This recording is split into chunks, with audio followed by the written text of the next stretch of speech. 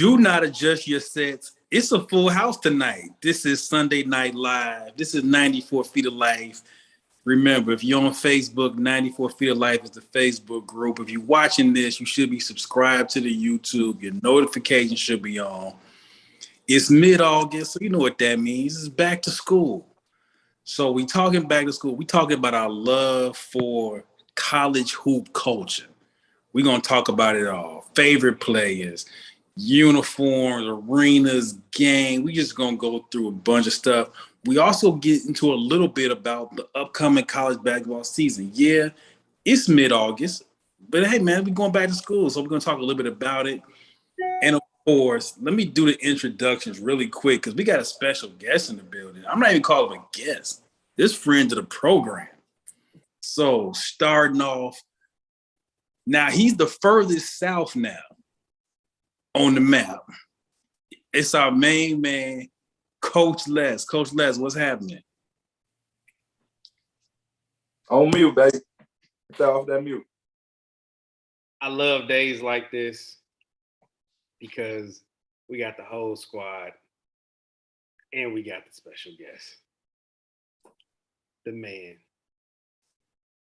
G2.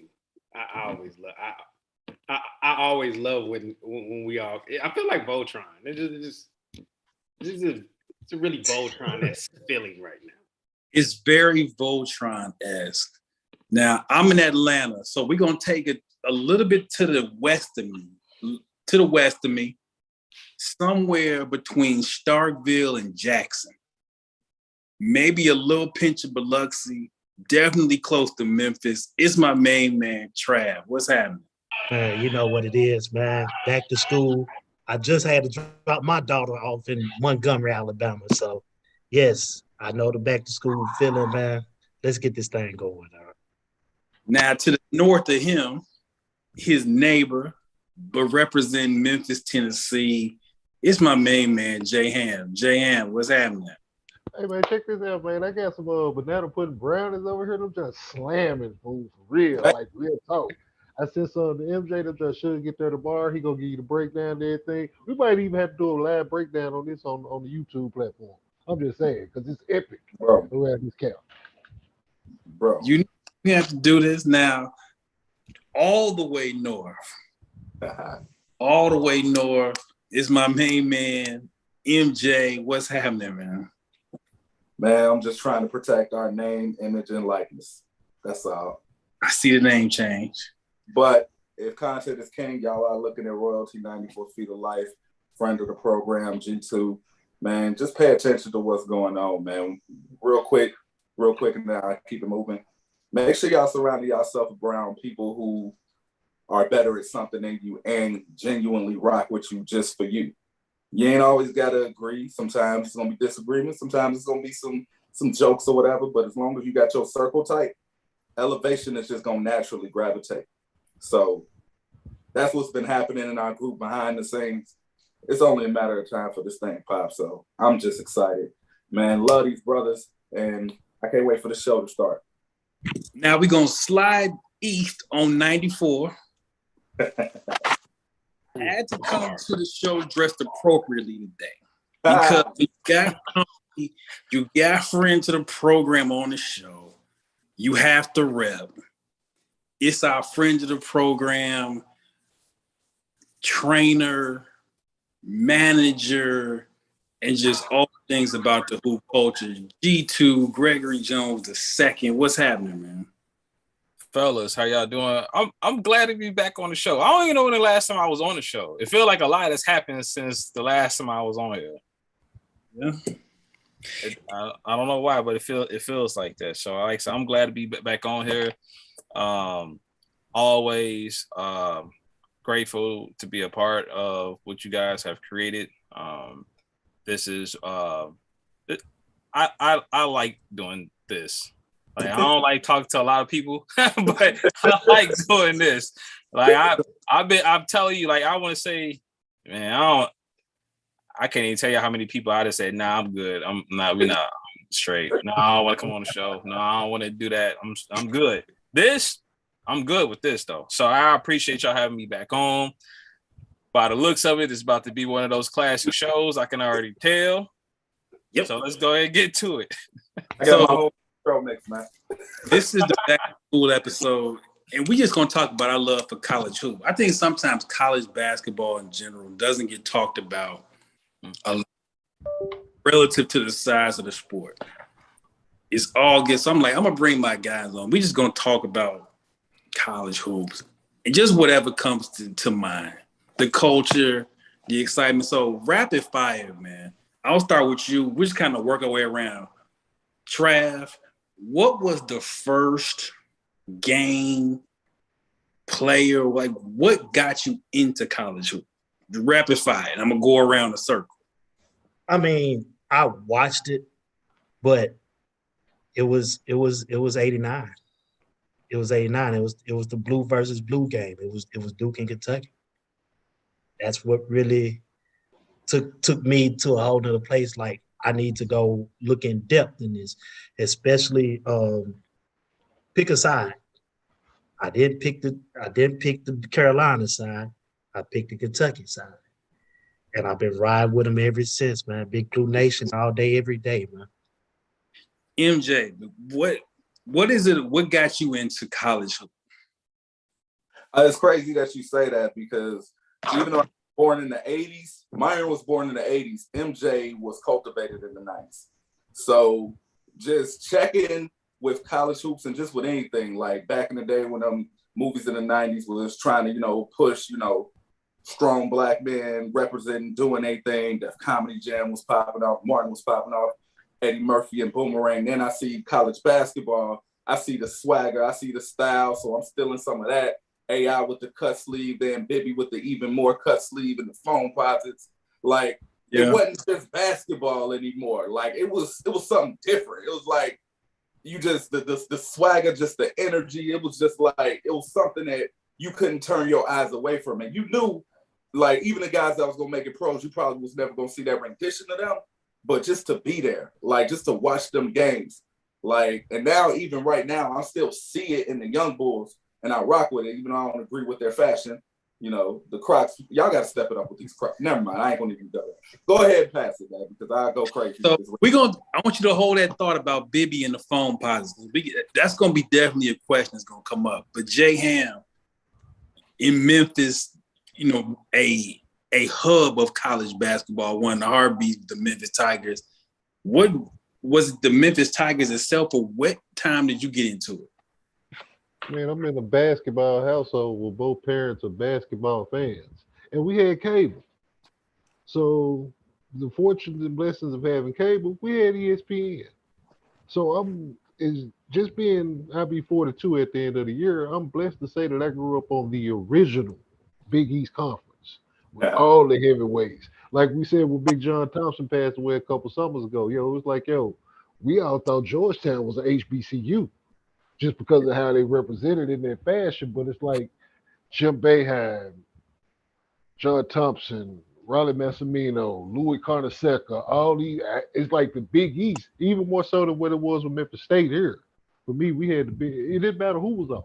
Georgetown, Syracuse, Providence, Seton Hall, whatever the case may be. Then ESPN continued to promote and push that across all the way, and it just took care of college sports. So you get to see Chris Jackson put up 50 as a freshman and stuff like that. You know what I'm saying? So that's where it was at.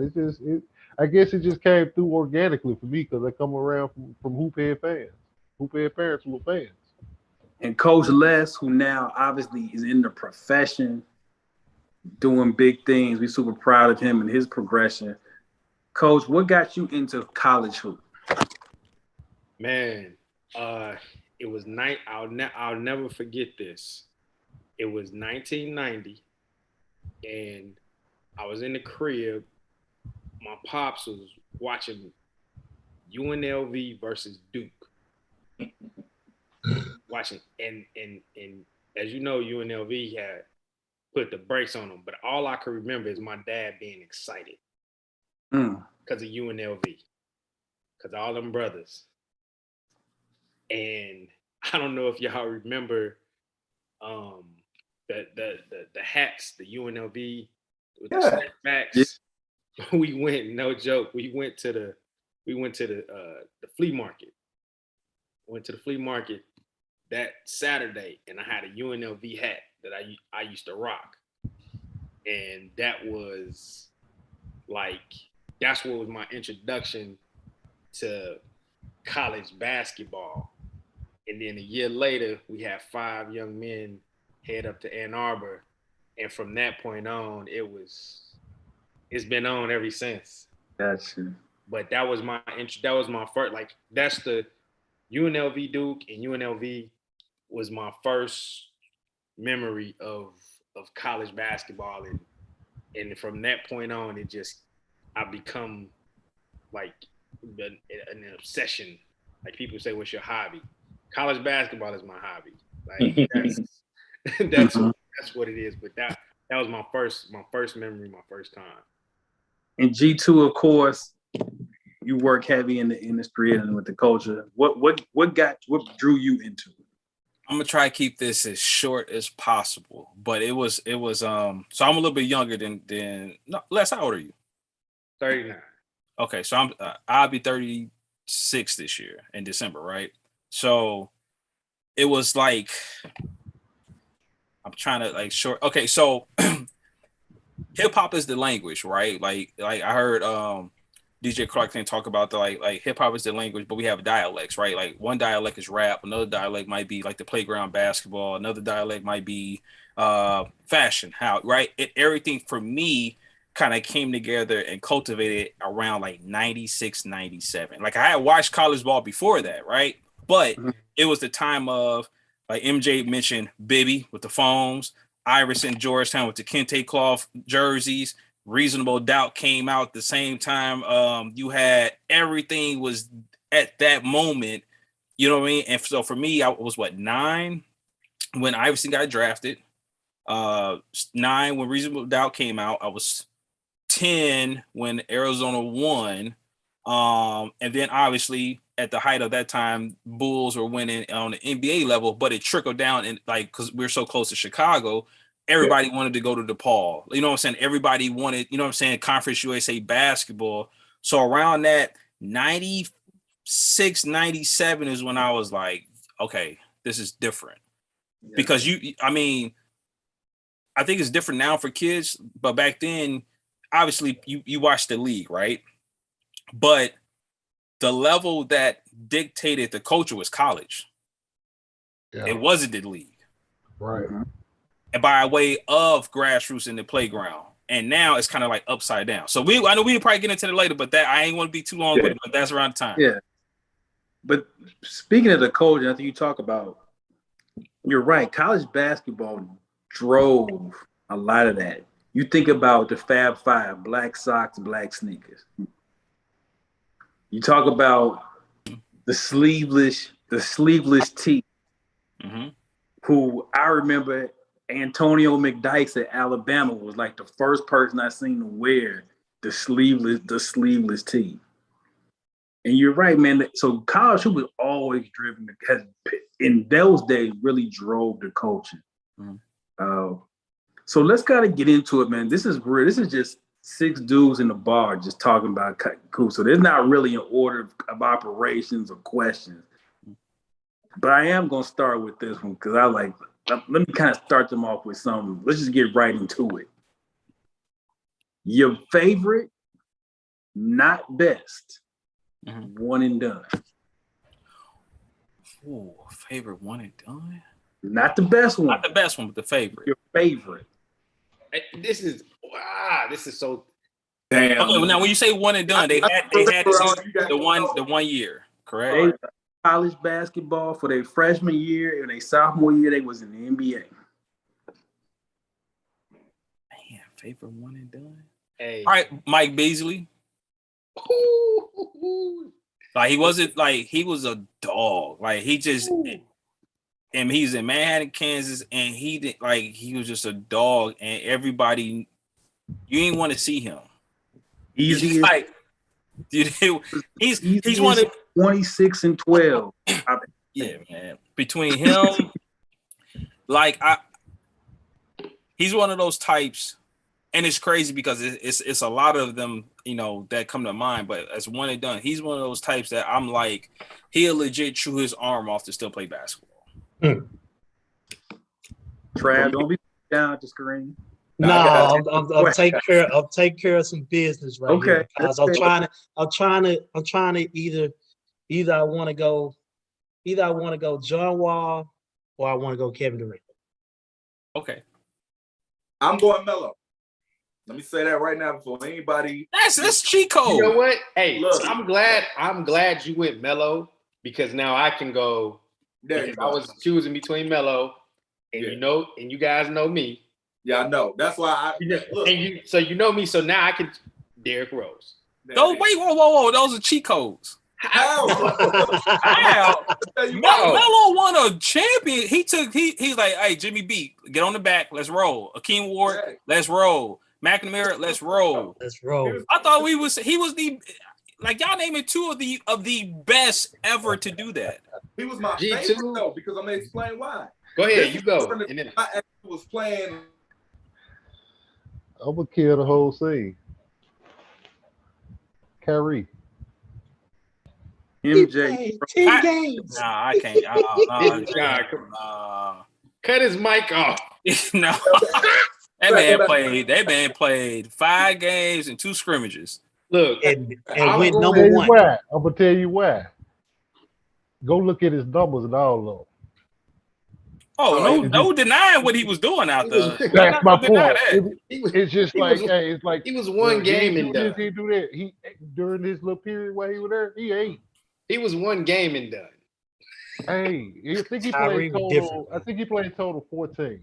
Kyrie was just different. He was just different. He was different. And then in this last game when they got rocked up, man, still went for like 34. So it's just like he still was doing Kyrie every time shit. Hey, look, I'm going Derrick Rose. And then y'all went with all the other obvious ones. I'm gonna tell you I'm gonna give you an underrated one too, though. I'll give you an underrated one, but the reason. Hold on, Ronnie. Let Ronnie get it. Ronnie. I'm gonna give you a guy, and he's not only my favorite one and done. He's easily one of the 5 best high school players I've ever seen play live, and that's Sharif Abdul-Rahim. Ew. Listen,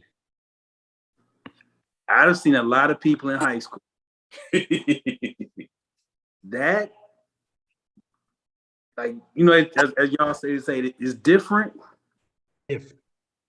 Him, he top 5 I've ever seen in high school. He just was unbelievable. Go ahead, MJ. No, sorry, my internet be kind of in and out, so I had to be talk before it go away again. It's stupid shit. Anywho, the reason why I picked Melo because I was actually playing college and I got double teamed a lot and triple teamed a lot. And my coach used to always say, let's try to get the ball on the block, get the ball on the block, get the ball on the block. And I knew it would lead to a double team. And as far as the 3-point line goes, it was always help side there. So I'm looking at Melo, number 15. I'm noticing this dude posted at 18 feet. And I'm like, wait a minute, this ain't something you're supposed to do in college. Let me just watch. Right. And this man will face you up, jab you to death, jay you, get around you, and he was laughing at you the whole time. Like, he laughing at the Elite 8 game. Like, he got 30 in that motherfucker, too. Bro, like, he's doing stuff in college that you're not supposed to be doing. He's breaking every rule on how you're supposed to defend in college by himself. You can't double him while he posted at 18 feet. That's a layup or an open 3 to McNamara. He changed the game for me. Like, he changed the geometry of the floor. He done a lot. Melo did this. Melo was somebody, and I'm sure there's other people who know the backstory or whatever. But there's a couple guys who you're like, you know what? I don't even know why you came to college. And Melo was one of them. Even though guards going high school to pro wasn't really at all. I thought Marbury was somebody who Marbury at Georgia Tech was too strong. He was too quick. His handle was too tight. He started the game with a lob. His first points was a lob dunk. It was a lob. First play. Who starts a game like that as a freshman? At 6'1", Marbury. 6'2". Crazy. Oh, my underrated one is Jabari Parker. I don't think people understood. Like his first game against Kansas, like me and Big Shot actually was at Bar Louis. His first game at Catalyst, we left at halftime. He had 19. We were like, man, we can't keep watching this, dog. This is ridiculous. Like Parker's Andrew Wiggins it was Kansas and Duke at the United Center. At the United That's the one Wiggins went for the bucket for the win, right? Oh yeah. I think that's what they had that one ended. What's that? Duke, Kansas, Kentucky, and Michigan State or something like that. Yeah, that was champion. That was a champions class. Now that goes to another thing I used to love about college basketball, and we don't, unfortunately, because of how just the business, you don't get remember the preseason NIT, the Alaska shootout. Hey, that's a favorite. Yeah, the Alaska shootout used to be lit. That's a favorite. I still remember that Duke and Cincinnati game in '99. Yes. Never forget. Duke only lost twice that year. It was in the championship game to UConn, and it was to that Cincinnati team. Those are the only two losses they had. And if you look at that Cincinnati team, you will understand why. They were, bruh. They weren't even better. They weren't even better than they was the next year when they really was supposed to win it all. That's the last part of it. Them folks are too strong with full them JUCO transfers. That's all folks had, man. They had starting point guard Horton. That man was a defensive end. He was built like Javon Curse running your point. I'm like, what is this? Like, why do y'all got this fullback dribbling? I don't like it. What are you supposed to do with? What are you supposed to do with this? Like poor William Avery. William Avery held his own, but Huggins kept a Debo ass team though. Man. Me and G2 agree on a lot of things about basketball. Like I just watching his posts and whatever. Me and him agree on a lot of things. This is one thing G2 and I will never agree on. Because G2 say the Iverson era Georgetown uniforms is the best. I'm saying them Cincinnati Jumpmen. Oh man. Listen, man. Don't you make us choose between them two. Okay, hold on. It's three. Hey, three to come to mind. Oh, go ahead, Greg. Three to come to mind. Iverson Kente. Yep. Cincy Jumpman. And them Arizona jerseys. Arizona choices, no joints. And they all kind of man, they owe them a lot of money. Yeah.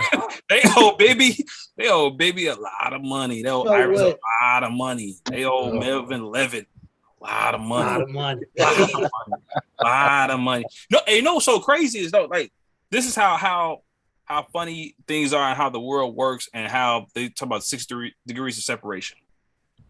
One of the head guys that is on the brand side with Jumpman in sports marketing played at Cincinnati during that time and managed Bibby. Yes, that's crazy. My dude, Jay Lucas. He played at Cincinnati. And matter of fact, I'll send it to y'all, but they did a write-up story on the jerseys and when Jordan Brand first took over Cincinnati, and they was talking about all the merch that they was getting. They was like, yo, we getting stuff before it hit the stores, and we going to the mall. And everybody looking at us like, when them come out? Because you got to think about it, Cincinnati had the Bulls colors. So back then, you had to wear your colors of the NBA team. Right. So they was getting everything Jordan was getting. They'd go to the mall or go home for Christmas break or whatever. Like, all right, we about to go back to the high school, whatever they was doing. And they had everything that MJ had. Wow.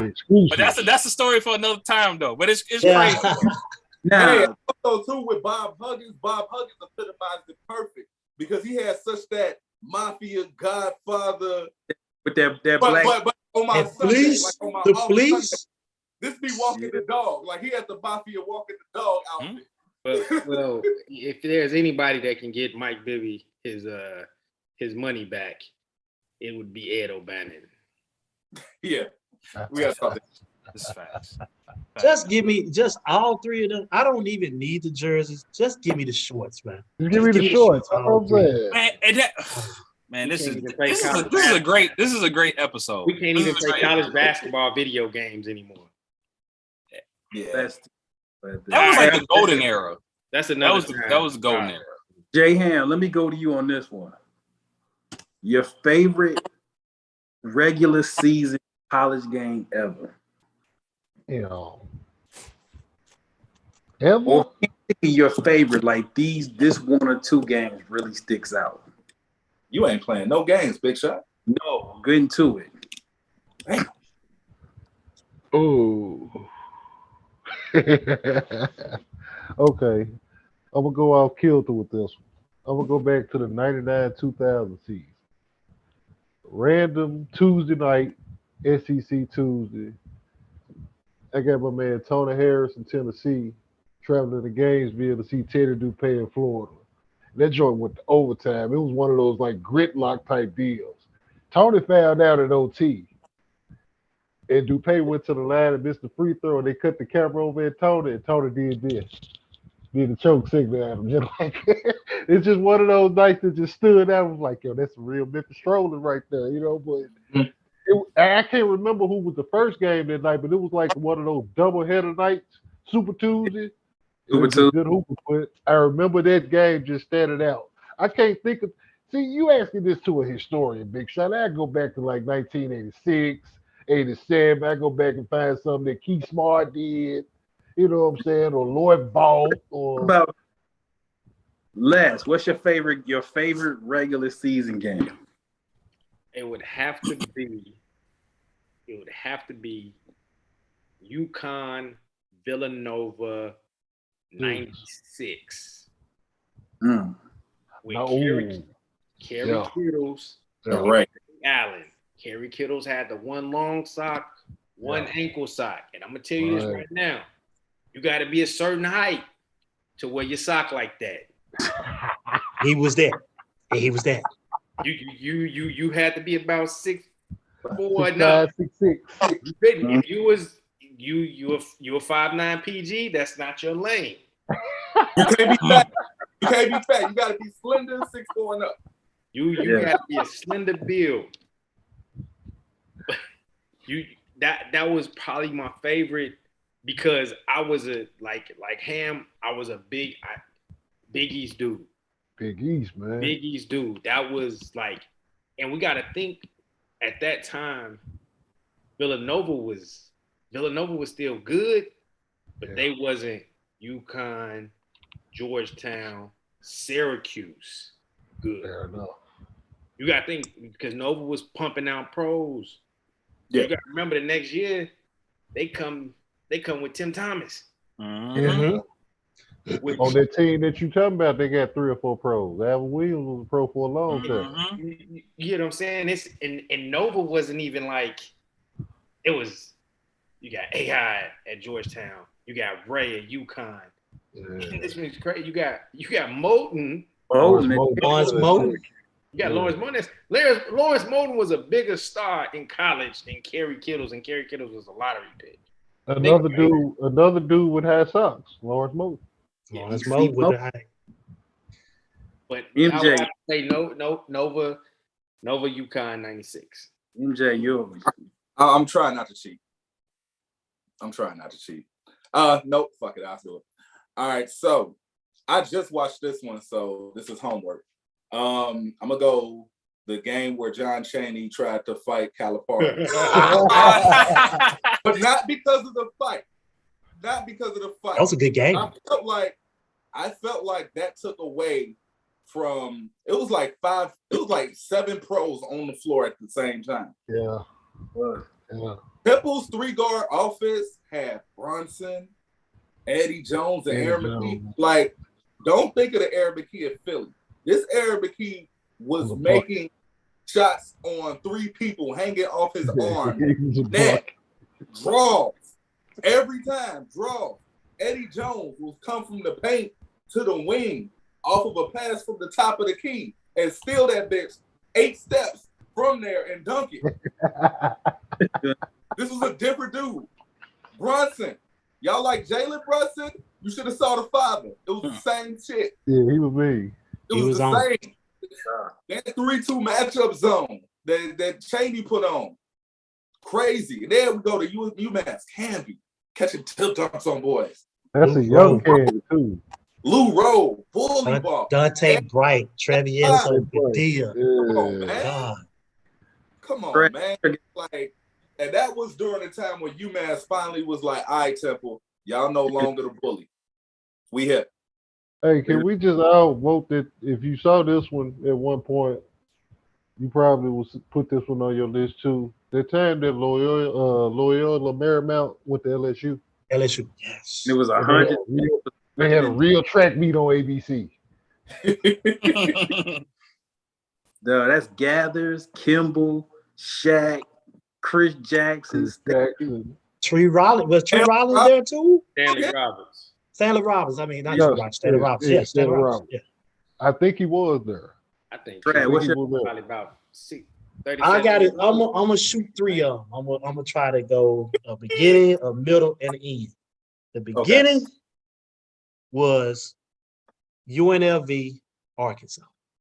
I remember that one. That's that. You better get some grown men out there. Todd Day, Lee Mayberry. They went up against that force. LJ, Greg, Stacy, all them folks, man. All of them. So that's the beginning. The middle, I would say Duke and Kentucky, when Kentucky had Tayshaun Prince and they went up against Jason Winston. Yeah. The Jimmy B classic game. Yeah. That was a classic. Jay Will came through for him at the end, but Kentucky fought. My old college teammate lit him up though. Rashad Caruth. Yes. That was his freshman year, wasn't it? Right. Yeah, he was. Right. Yeah. Before he was strike from shooting. And the last one that kind of touched me was the Tennessee Memphis game. When CDR didn't show up, and the beginning and the myth of Derrick Rose began. Yeah. Tennessee Memphis was my number one. I think they talk about it was real dislike, it was real intensity. This is not it's an in-state battle. They don't play each other often. Tennessee and Memphis was mine. And I give you another one. And this is, I don't ever hate on the young boys getting their money, but this is kind of one of the byproducts of the one and done era. You don't get the repeated rivalry. You get rivalries, but you don't get like the same group playing each other. And for me, Duke, Maryland in the early 2000s was war. Every time. The Warren Dixon teams in particular. Warren Dixon, Jay Williams, Wilcox, Dunleavy, Wilcox, Boozer, Nickel. A lot of pros. Dunleavy, Battier. A lot of pros. Yes. So yeah, I'm glad y'all cheated first, so now I can cheat. Hey, Duke, North Carolina, 98, the game that Duke won. Here is the reason why this stands out. Here's the reason. I remember Antoine Jameson looked at Elton Brand and called him a BAN. Duke was down. Duke was losing by like 8 to the number one team in the nation. Elton Brand looked at Battier. He was like, "Hey, Shane, that's game. That's game." And for the next 7 minutes, Elton Brand just commits to just putting his foot all circular in North Carolina's ass and twisted it counterclockwise. And he was like a freshman. Everybody. He was a freshman. He was a freshman. He showed why he was number one pick. Timothy. He fouled out Njai, and then Jameson had to see that smoke, and he put Jameson on that left shoulder. Timothy. He was a freshman. He was a freshman. Hey, another one that was good, and Kenyon Martin mentioned this one on the Knuckleheads. when they played DePaul, when they went to DePaul, and DePaul led Oh, with don't take Jordan and mine, Elvis. JM. You taking mine, JM. Oh, what are you doing? No, I just thought I was like, yo, that was a that's classic. mine. Too. Oh Let's- my goodness. I watched that one in G2. the same. I watched that one in the same spot that I watched Oh Tennessee, my Florida. goodness. No, So JM. G2. You know what I'm saying? Let's let G2 have that one.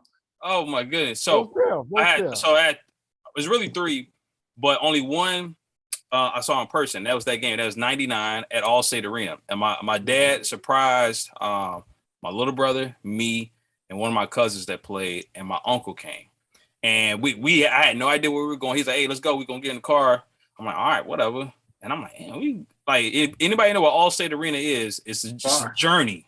It ain't around the corner. So we pull up and I'm like, all right, what are we doing? And I start seeing Paul this, the Paul that, and then we walk in. And I'm like, okay. I think for like the first 10 minutes of that game, I was like, I don't know what's going on. Like, I know everybody names. So yeah, Q, Lance, I knew everybody on Cincy, and I'm just watching like, yo, this is like this. And I want to say, Melvin Levitt caught a tip. I don't know how he caught this tip dunk, but it came off, and I thought it was gonna go behind the rim. How it came off, and he caught it like this, and was leaning. It was like clunk, clunk, clunk, and I was like, "Yo, what is this? This is not what. This is different. This is not what is going on." I remember that. Yeah, 99. I was like, this is what is going on. So in person, that was the game in person. On TV, obviously it was Georgetown, UConn, AI and Ray. And then the other one would have been probably Big Dog when he dunked on Ostertag. Probably. That was for the crib. That was the tournament. Right? No tournament, just regular season. Was that tournament? That was a tournament. That was tournament. That was Sweet 16, yeah. I think. I think that was in the Sweet 16.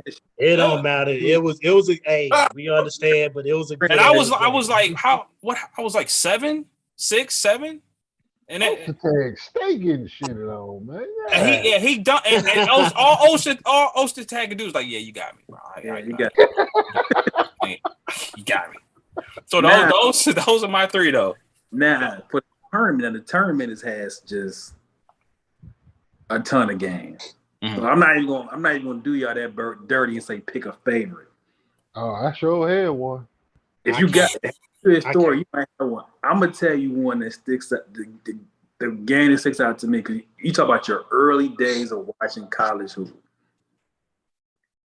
And Duke versus Cal, 1993. 93, yeah. That was good. Jason Kidd's freshman year, Bobby Hurley's last year. This was kind of like the end of Duke as we knew it. Man, you talk about it. You like point guard play. They brought it. Duke, Carolina, because it's also you got Lamar Murray, you got Grant Hill, but Kidd versus Hurley was absolutely that was a tussle. Yeah, that was fun. I'm in my bag now. Y'all brought me there. Y'all took me there. I'm in my bag. Now I got you. Texas versus Oregon, 2002. TJ Ford, Luke Jackson, Luke Rittenauer. Oh my goodness! Oh my god! I remember that. I said this for one play. One play. They were guarding TJ Ford at the free throw line while he was at the top of the key. I've never seen TJ Ford did the and still crossed the dude, even though he had 3 feet of separation on him. He still crossed him. I stole that move immediately. I was like, oh, no, this is back. TJ was different, though, man. TJ was different. Bro, his shorts came down to his Achilles. His shorts were bigger than dude from St. Bonaventure's, dog. Hey, hey, so MJ is crazy because of what your name is on here. Mhm. Could you imagine what TJ Ford would make right now if he was at Texas? Oh yeah. Yes. Oh It yeah. will be well worth it. They went to the Final Four since him, right? Nah. Nah. That's the only time they've been is when they went with him Win with him. historically. Coach, your Now, favorite term. I got one more. We're gonna Coach Les, then Trav. Go ahead. Say it again. We're gonna go I was you saying, and Trav, your favorite tournament game or a game that sticks out. It would have to be Syracuse, UConn, 6 overtime game. That Mhm. was fun. That yeah. I watched that game at home. I drove to a restaurant and watched that game. I stopped by a friend's house and watched that game. Game was still Ultimately, went home in my room watching that game, and that game was with me like a GPS. I literally watched that game everywhere I had went. And then it's tied with, and I was there in person in Salt Lake City, Utah in 2010 when Kansas State and Xavier played. I was watching that game live. I was going there with that one. That's one of my. You couldn't tell me that Jordan Crawford wasn't a top 5 pick that night. I was willing to argue with any and everybody because the way I'm talking like big shot after big shot. That was clearly the best game, the best basketball game I've ever seen in person with my own 2 eyes. And I don't care what level it is. That game right there. And ultimately, Butler goes to the Final Four because Kansas State ran out of gas that game. Mine, it was either the Sweet 16 or the Elite 8 of 1998. That's the 8. Duke had Kentucky down by 20 with Tubby Smith coaching. I remember that. Yep. Yeah. Walked them down. Cameron Mills, Kushimu Evans, Jeff Shepard, and Scott Padgett. Wayne And Wayne Turner went berserk. Walked them down and beat them, which I could not believe, and went on to win the championship. But the one that I was shocked by, I want to say this was 96. Kentucky went to LSU and was down by 30 the first half. Patino said press the whole second half. They walked them down by 30 and beat them by 20. Shout out to my cousin Deuce Ford. He was on that LSU team. Damn, Deuce. Hey, on the other end of history, bro. Hey, also too for bracket purposes, because we gotta circle this in and have to say too your favorite bracket upset pick to make you feel like you knew what you was talking about. This was mine. Georgetown versus Davidson. I told everybody after Jeff Green left, I told everybody Davidson is going to win. I said it when the bracket came out. I ain't even picked the Wisconsin or whoever they had at the beginning. I think they played Marquette or something. I don't know. But They play Gonzaga. They play Gonzaga. Okay, they play Gonzaga. So I was like, Davison's going to beat Georgetown. They're like, they might not get past Gonzaga. I'm like, yo, Davidson is going to beat Georgetown.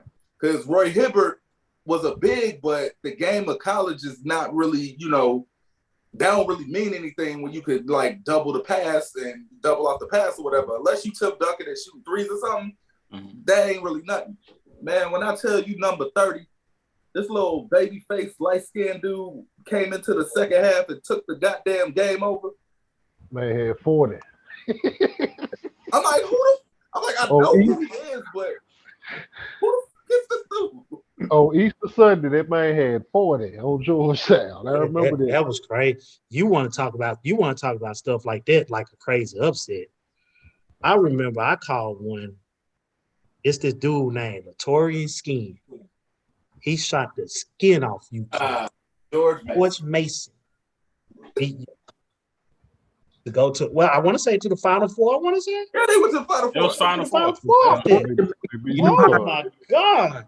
He was George- shooting the cover off that rock. Let me throw this one in there real quick. George Mason beat UConn in 2006, and I said I would never. That was the last time I bet on an NCAA tournament game.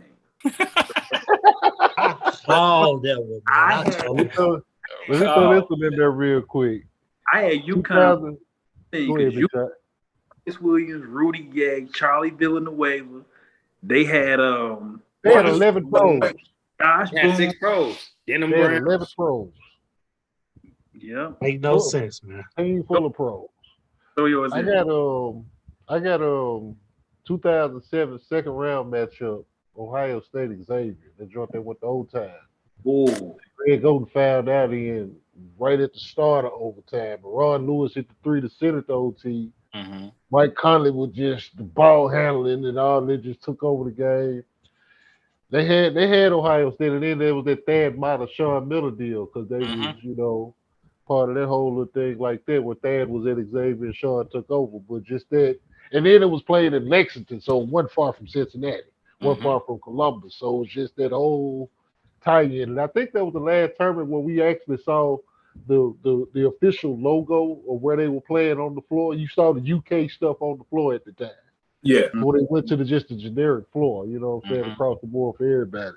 But that was a classic tournament game. I got rekindled with that one during the start of the pandemic. When we ain't had no tournament, we was all sitting there looking stupid. One of them Sundays. Let me see. For me, it would be two different ones. I can't remember if it was that was the regular ACC game when Kenny Anderson put Hurley in the telephone booth. Oh Jesus! That wasn't in the 4. Oh Jesus! Don't dance! Game? Don't dance on. I think that was a regular game.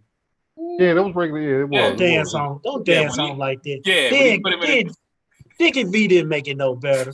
He's a straight gas. Straight gas, man. He gassed the mess out. 5 times straight that game. Yeah. That one. Now, as far as tournament, this was in the Big East tournament when Kemba crossed McGee into Valhalla and sent his ass down. Man, that man was in the TBT tournament, man. He's in the TBT tournament. I swear to God, big dudes in the TBT I ain't tournament. never, and it was for a game though. I was like, Yeah. Now I was like, yeah, ain't nobody beating them the rest of the year. now That was ridiculous. you talk about Kemba, and this is the thing you love about college basketball, because regardless of what a dude's career gonna be,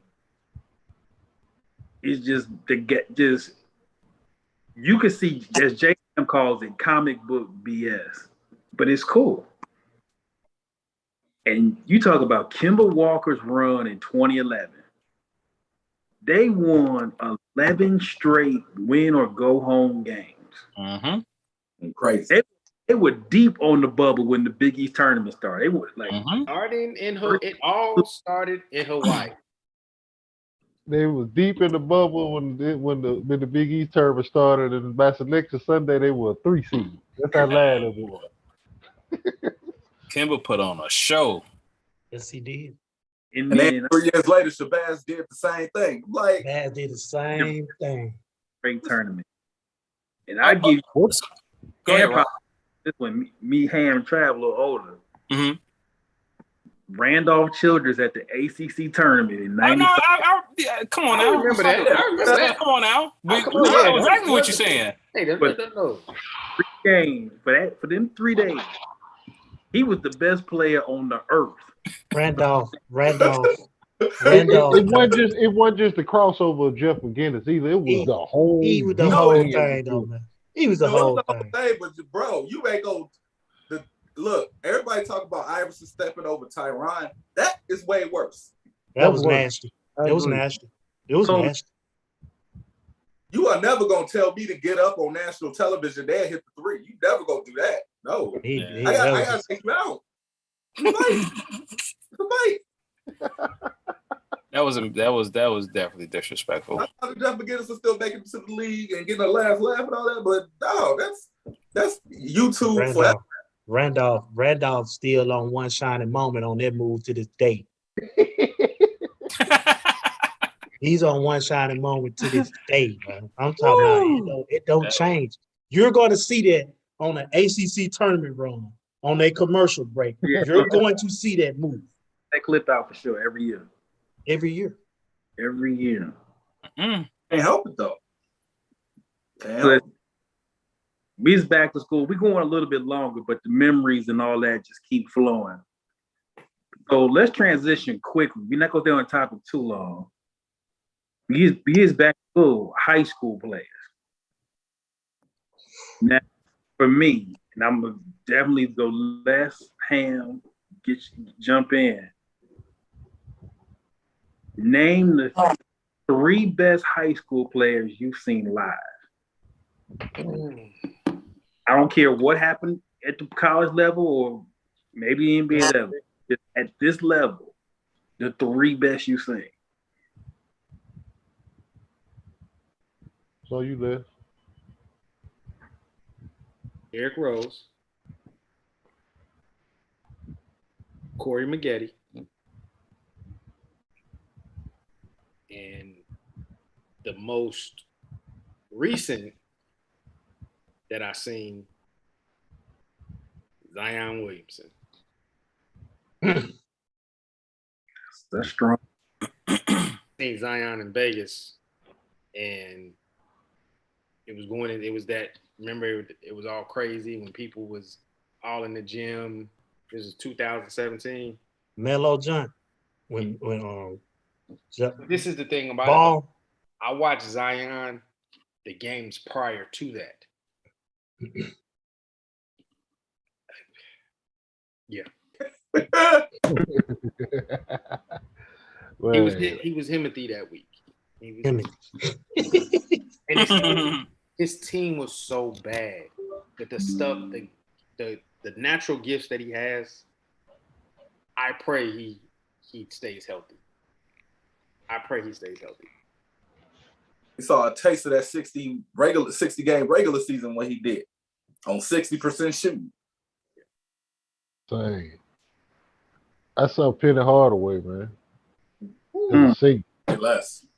that was unreal. A cat by the name of Marlon Towns. Marlon played it. He came from that Fairleigh High School movement. He went to Arkansas. He played over there for a year. He was in the backcourt with Kareem Breed. They were freshman backcourt together. Made it to the Sweet 16. Then he went to Murray State after that and took them to the tournament too. That's my second one. I'm not leaving this program without mentioning Torian Moore.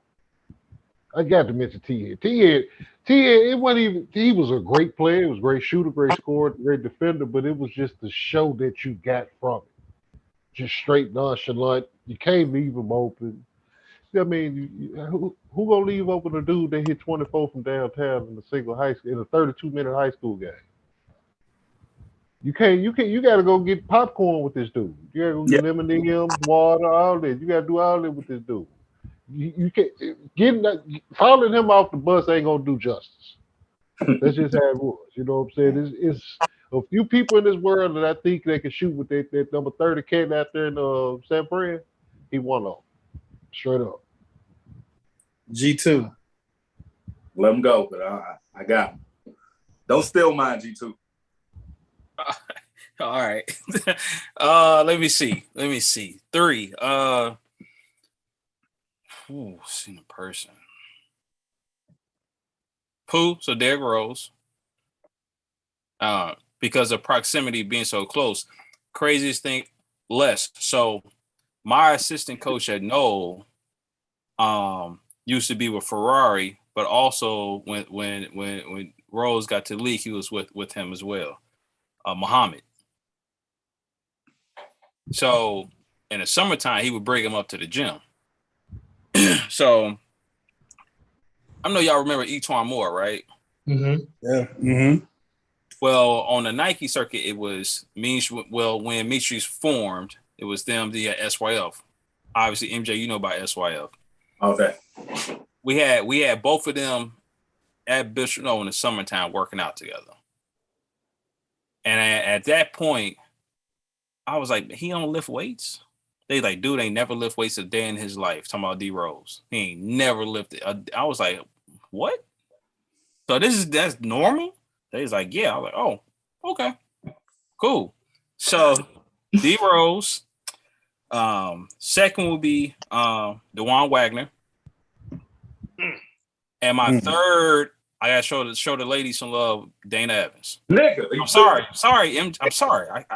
I'm sorry. If I don't mention her and she see this, she can be like, gee, what you on? So I'm sorry. I apologize. But I ain't never seen. So fellas, I'm gonna set the table for y'all. It's a regular season game. Westside versus EC. That is the ultimate rival game where we from. All right.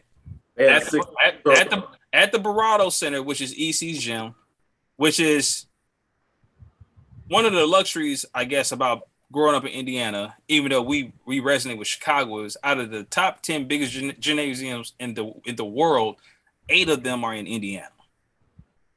How was the popcorn this night? Popcorn was burnt because they was watching her. It was burnt. when nobody eat no popcorn that night. Now EC had 6. They had 6 Division I players on this team, mind you. 6 of them. Okay. 9,000 people. Ew. They played a triangle, and 2. And that triangle was good to guard her. And she still walked out of there with a Curtis Jackson. Oh, wow. You had to be there, bro. Oh. Lady Curtis. And I was like, oh, this is all sheer will. Like she like, okay, she's one of the only people that I've seen, especially in high school, and even now as a pro, where in that game I could tell she probably was pissed off because like y'all got 3 people guarding me. Why y'all don't have 4? So I'm gonna make you think about you should have 4 people guarding me. MJ, can you tell the fellas and everyone that's watching this? Can you just give them tell them like what she was in high school? I can tell you what she was in middle school. That's even worse. Don't even do that. Don't even do that because you're gonna hurt somebody's feelings. No, I ain't gonna even talk about the actual games that she played in middle school. I'm just talking about the one time I trained her. I didn't even know who this little girl was. This little girl, cute, just walking in with her ball in her hand. It's a leather ball, so I'm like, she must know what she's doing. You don't walk in with a leather ball if you don't know what you're doing. Do not look. If you are not a hooper, you better not have $150 ball in your hand. You're gonna get exposed. Don't. That's a rule. So with all that being said, she walked in with a ball. She did her stretching and everything. And it was 3 dudes in high school that came with her, along with like a family member or something. And we just training or whatever. And I'm just looking, I'm like, damn, they can't really stay in front of her. So the dudes got mad because she was cooking. So the dude got mad and just tried to use the sheer strength that he had because he had 2 years of age on her and he in high school and he lifted weights. So I told her, I'm like, all right, this is what you're going to do. Anytime they do that, just fall. I'm like, cover your womanhood. When they hit you in your chest, just fall and slide on your butt. She did it.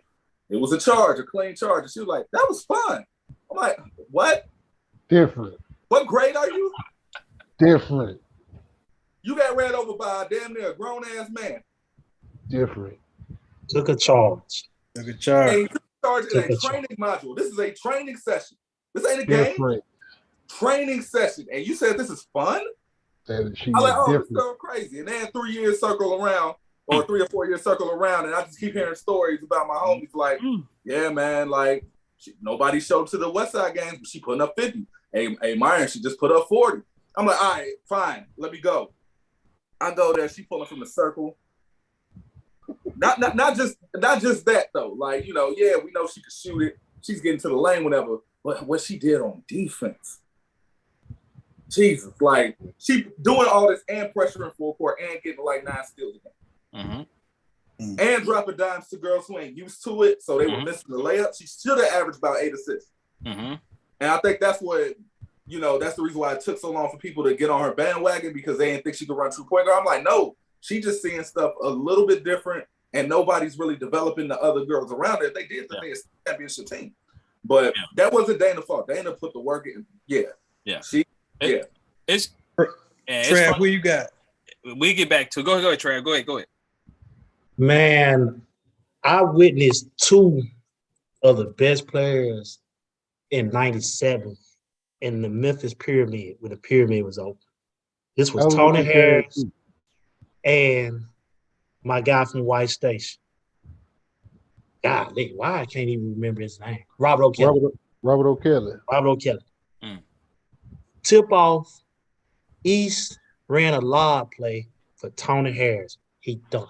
Boom. 2 passes later, Robert O'Kelly get the ball on the right side, angle, about 30 feet. Boom, 3-2. Let's battle. Them two right there. They went to OT that night, too. Went to OT. White Station took the win. White Station got They the beat dub. them. Because they got this coach that's like the Memphis Coach K. He's one of them. He can coach you to a win. He gonna scheme you. He gonna do whatever. But them two right there was something special. I seen Monte Ellis.